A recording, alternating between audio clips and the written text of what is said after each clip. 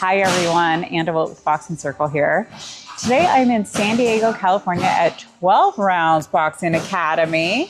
And I'm really, really excited to introduce that I have accompanying me today, Diamond Lee, who is the newest California State Golden Gloves champion. Thank you so much for joining me today, Diamond. On top of that, you became an open fighter within the last year, and even more exciting, you're now going on to Golden Gloves National. Is that right? Yes, correct. Mm-hmm. Oh my gosh, I am so excited for you. I just can't wait to hear more about your story and your love for boxing. So let's go ahead and dive in, but I'm really, really excited. Oh, and I have to mention, I asked her to bring the belt. She's entertaining me. I just think it's the coolest thing ever. So thank you so much for entertaining me on that. I love to bring it around. So thank you for the opportunity. I think it's so amazing. Thank you so much. Okay, so what we do here at the Boxing Circle is I'm trying to create some positivity and add some positivity to the world by celebrating coaches, fighters, and fans of all different levels, abilities, and backgrounds. And just do that all through the sport and community boxing. Does that sound good? Absolutely, yeah. All right, great. Cool. Awesome. We've got 5 rounds. They're not anything intense. You've got much more intense in the ring. So, but just 5 quick rounds, and let's come hear about your story through the way. Perfect. Sounds good. All right, excellent. All right, so the first round. Let's take a walk down memory lane. Do you remember what was going through your mind the very first time you picked up a pair of boxing gloves? Yeah, so my boxing journey was actually a little bit segmented. I attempted to pick up Muay Thai first. Right before COVID started. So I was living in the DC, Northern Virginia area. Yeah. I thought I wanted to do Muay Thai. I walked into a gym. I was like, I want to compete. And they're like, have you ever put a glove on? I'm like, nope, but I'm ready. And so I love it. Yeah, I started right before COVID. That time was definitely, I was a different person then, and I just knew I wanted to get in there, and I wanted the opportunity to at least spar and then hopefully compete in some capacity. Fast forward to 2021, I moved to San Diego, and that's the first time I truly went into a gym with the intent to box. And I remember I walked into this gym, and I met with the person that I was training with, and I was very intimidated because there were a lot of talented fighters at this gym. Yeah.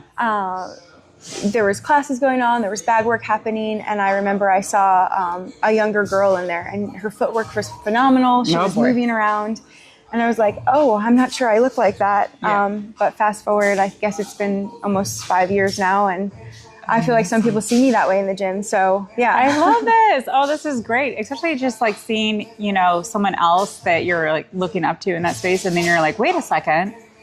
I don't, I want to look like that. That's amazing. Right. I love that. And then also footwork. That's one of the toughest, if not the toughest part. Working on that all the time. Oh my gosh. And you know what? The fact that you just said that you're working on it all the time, that's going to be so relatable because it is one area that fighters that I interview, they say they want to improve on that. So here we have a state champion who is also working on it. So it's relatable. So thank you so much for sharing that. Of course. Appreciate that. Okay, so round 2. All right. I like to keep things here positive at the Boxing Circle as much as we can. We do know that at times there's areas of improvement. So if there's anything that you can improve within the sport, the community, or even your skill set, what would you want to improve within boxing? I think within the community, education, obviously, this is good. Nutritional education, I should say, and nutrition or education about how your body works. I think that the sport is obviously very dependent on weight when you're competing. A lot of people get into this to lose weight, to get stronger, and those are all phenomenal things. However, I think it's really important to understand that when we're constantly glorifying a culture of being as small as possible, we can sometimes forget what it means to be healthy and what works for our bodies, especially as women have been infiltrating the sport.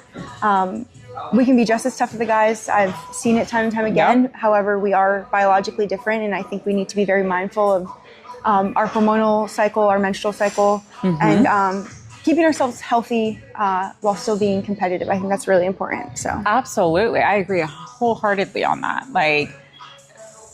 And I love that answer, just having more education around the nutrition. I actually met a wonderful nutritionist out of Detroit when I was there recently, and she's working with fighters over there in terms of that. And just, it's really, really important to know how your body works. Absolutely. It is very different for women versus men. We got to keep that in mind. And then just making sure that we're staying healthy also at the same time, while we're having to do things like make weight. Right. Exactly. Yeah. Yeah. Oh, I love that. Thank you so much for sharing that. And it's something that's, I know, on top of mind of fighters all the time. Yeah. But if we can have more education around it, then the better off we are. Absolutely. And the healthier we are. So excellent. Fantastic. Okay.